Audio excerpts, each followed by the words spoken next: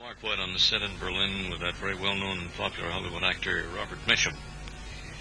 Colonel Mitchum, sitting across from me, what role outside of a colonel are you playing in this film, Steiner 2? Oh, sort of an individualistic tank commander who he encounters a German infantry sergeant, Sergeant Steiner, Richard Burton, who proposes that he is the emissary for a ceasefire. And the colonel goes back and reports to the general and tries to get them to listen to him and, try to affect the ceasefire. The general being Rod Steiger. Mm-hmm, yeah. I just saw a very moving scene that you did with Rod. I didn't move much. Rod was jumping all over the place. I was pretty quiescent. Who's the director on this? Andrew McLaughlin.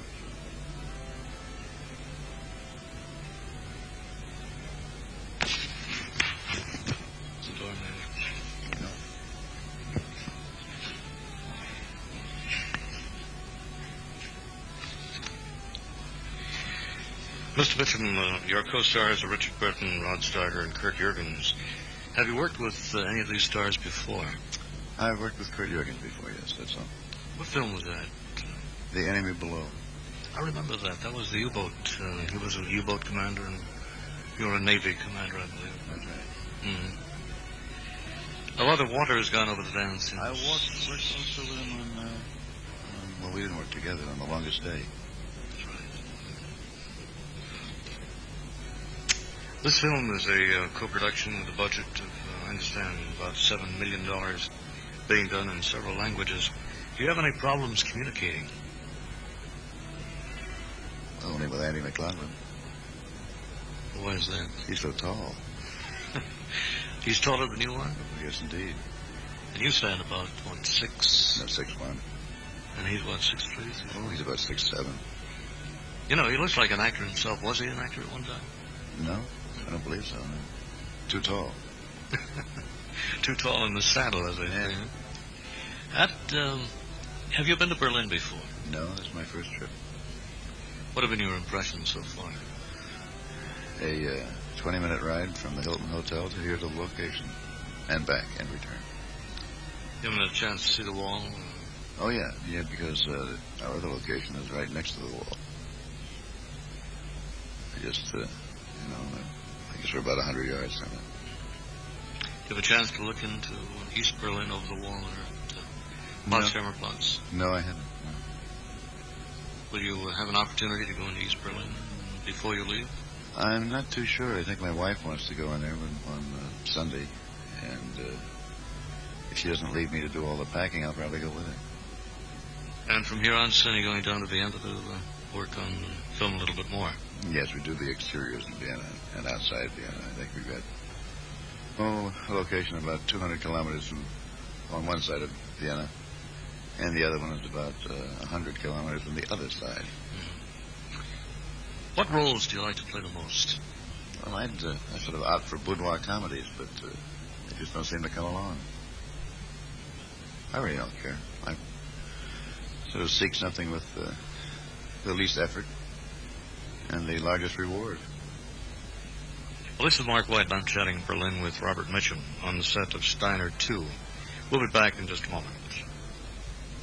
This is Mark White in Berlin with Robert Mitchum on the set of Steiner 2, a film about World War II. Mr. Mitchum, how would you describe this particular film, Steiner 2? Well, certainly sort of Sergeant Steiner was the German protagonist, played by Richard Burton. It's every man, who is incidentally in the German army, and who has a dream of peace and is weary of war, and he finds really that it's a universal feeling, and he finds a sort of a counterpart in Major Rogers. After he captures me, really, and he voices the proposition to me to go back to headquarters with a peace proposition. I go back and they don't believe it, which is rather tragic. And that's about it. Who was Major Rogers Is it Rogers? Rogers, Colonel Rogers. As a matter of fact, when I got the script, I was a major. And somewhere in transit over the Mid-Atlantic, I was promoted, and I'm now a chicken colonel. How did you get the role in the first place? Well, they asked me. They came up and asked me if I'd like to do it. And I said, sure. I wasn't doing anything else. There's been, I don't know if you should call it controversy or not, but there has been some discussion in the States about the Germans ever since the showing of the Holocaust on NBC. Do you think a film like this showing Germany and bringing back the Nazi past, will that create any dissension or aggravation? No, I shouldn't think so at all. As a matter of fact, it does not recall the Nazi past. I don't, there's very, very little. I think probably Hitler is mentioned several times, but I think there's very little inference even as to the Nazi influence in Germany. It rather portrays, people with the same persuasion, the same disposition, who unfortunately are involved in an armed conflict and just wish it were over. What have been some of your favorite films? You've done a lot of westerns, haven't you? Yeah, I was going over that the other day with someone, and I said that I had done about 20, and they brought up several that I'd forgotten, so I imagine there were maybe more than 20. Of course, one time I'd make 2 or 3 a day, and I did, I think, 6 Hopalong Cassidys, and I worked with Johnny Mac Brown, and I guess probably, I don't know, Gene Autry, I don't really remember, But then I came over and picked up the Zane Grey series at RKO. I don't remember how many of those I did, 2 or 3 probably.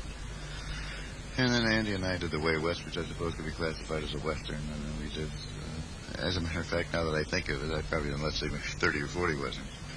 But I should think out of maybe 150 pictures, it's not a preponderant figure. I don't know really what I should choose to do. I think that the memories of various films are just about the enjoyment and the ambiance in which the people involved have a great deal to do with it, and the location. I think locations like the Caribbean and Hawaii and places like that are to be chosen over, the Sulphur River bottom and places like that. Where are you from originally? I'm originally from Bridgeport, Connecticut. And how'd you get into acting? Well, I went up and knocked on the door and asked them if they were taking on any hands in the acting department, and they put me on a horse. That's about it, really. And this was out in Hollywood? Yeah, where else? Yeah. And I understand you've got a new film coming up with, is it Disney after you go through it? I don't know. Oh. This is the first I've heard of it.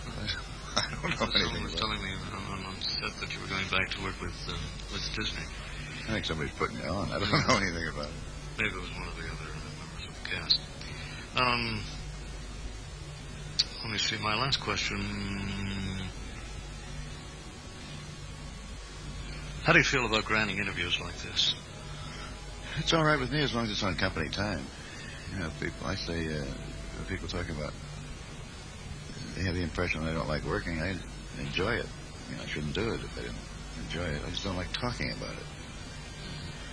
I find it, after answering the same question in 4,000 different fashions, I really feel that I don't have a great deal to say.